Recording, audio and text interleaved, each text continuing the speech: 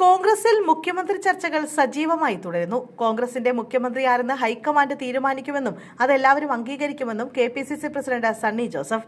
MLA-മാരിൽ നിന്ന് മുഖ്യമന്ത്രിയെ തെരഞ്ഞെടുക്കുന്നതാണ് പാർട്ടിയിൽ സാധാരണയുള്ള രീതിയെന്ന് മുൻ KPCC അധ്യക്ഷൻ VM സുധീരൻ പ്രതികരിച്ചപ്പോൾ ജനാഭിലാഷം മനസ്സിലാക്കി നേതൃത്വം തീരുമാനമെടുക്കുമെന്ന് മുൻമന്ത്രി K ബാബു പറഞ്ഞു.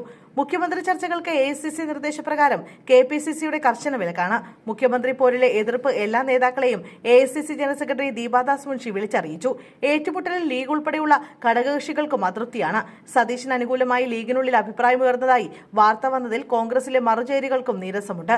വിലക്കിനിടയിലും ചെന്നിത്തലയെ അനുകൂലിച്ച് ഇംഗ്ലീഷ് ദിനപത്രത്തിൽ പരസ്യം വന്നു. സതീശനായി ഫ്ലെക്സ് ഉയർന്നു. KC പക്ഷവും നീക്കം തുടരുന്നു. വിലക്ക് വരേണ്ടത് മാധ്യമങ്ങൾക്കെന്ന് പറഞ്ഞ് കോൺഗ്രസിലെ മുഖ്യമന്ത്രി പോരിന് മാധ്യമങ്ങളെ പഴിക്കുകയാണ് KPCC പ്രസിഡന്റ് സണ്ണി ജോസഫ്.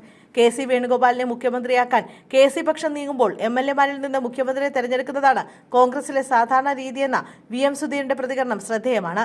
തെരഞ്ഞെടുക്കപ്പെട്ട MLA-മാരിൽ നിന്ന് മുഖ്യമന്ത്രിയെ തെരഞ്ഞെടുക്കുക എന്നതാണ് സ്വാഭാവിക രീതിയെന്നാണ് മുൻ KPCC അധ്യക്ഷൻ VM സുധീരൻ മാധ്യമങ്ങളോട് പ്രതികരിച്ചത്. നിലവിലെ മുഖ്യമന്ത്രി ചർച്ചകൾ അപ്രസക്തമാണ്. മുഖ്യമന്ത്രി ആരാകണമെന്നതിൽ ഹൈക്കമാൻഡ് ഉചിതമായ തീരുമാനമെടുക്കുമെന്നും VM സുധീരൻ പറഞ്ഞു. MLA-മാരിൽ ഒരാളാകുമോ മുഖ്യമന്ത്രി എന്ന ചോദ്യത്തോട് കോൺഗ്രസുകാരനായിരിക്കുമെന്നാണ് K ബാബുവിന്റെ മറുപടി.